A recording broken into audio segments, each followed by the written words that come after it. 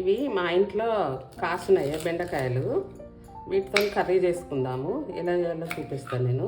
Just 5 minutesలో అయిపోయేటట్టు. మామూలు సైజులో కోసుకోవాలి బెండకాయలను. మాకు చిన్నగా చెట్లు ఉన్నాయి పైన, కొన్ని వెళ్తాయి అన్నట్టు. ఒక 1/2 కిలో అట్లా వెళ్తాయి, 1/4 కిలో 1/2 కిలో అంతే. చూడండి, సింపుల్ ఇంగ్రీడియంట్స్తోని బెండకాయ కర్రీ ఎలా చేయాలో చూద్దాము. జస్ట్ బెండకాయలు, పచ్చిమిర్చి, ఉల్లిగడ్డ, కొంచెం పెరుగు, కొంచెం ధనియాల పొడి, ఉప్పు, కారం క్యాజువల్గా అన్నీ వేసుకుంటాము కదా, అట్లనే ఆయిల్ వేద్దాము. ఒక 2 స్పూన్ల వరకు. మంచిగా ఫ్రెష్గా ఉంటాయి, ఆర్గానిక్యే. పోపు సామాన్ వేద్దాము.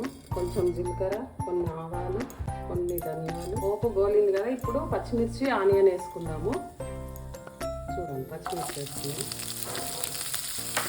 మంచిగా ఫ్రై కానియాలి. బెండకాయలు వేసుకుందాం. కళ్యామాకు, కొత్తిమీర అవి ఉంటే వేసుకోవచ్చు. చూడండి, ఫ్రై అయినాయి కదా. ఇప్పుడు పసుపు వేసుకుందాం.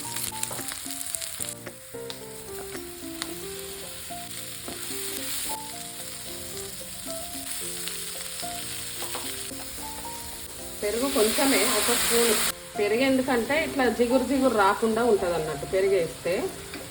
ఇప్పుడు ఇట్లా కలబెట్టుకొని మూత పెట్టుకుంటే అయిపోతుంది అంతే. ఇప్పుడు ఎలా ఉందో చూద్దామా కూర. చూడండి, ఇక జిగురు అసలు లేదు. ఇట్లా జిగురు లాగా లేదు. చూడండి, పెరిగేసినాం కదా కొద్దిగా. అది కమ్మటి పెరిగేసుకోవాలి, ఎందుకంటే పుల్లడి వేస్తే కొంచెం పుల్లగా వస్తుంది. ఇప్పుడు రెడీ అయినట్టే కర్రీ. ఎంతసేపు? ఒక 5 minutesలో అయిపోయింది.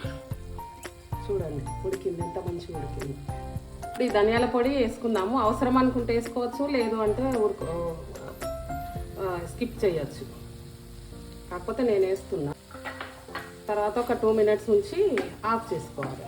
అప్పుడు కర్రీ రెడీ అయినట్టే.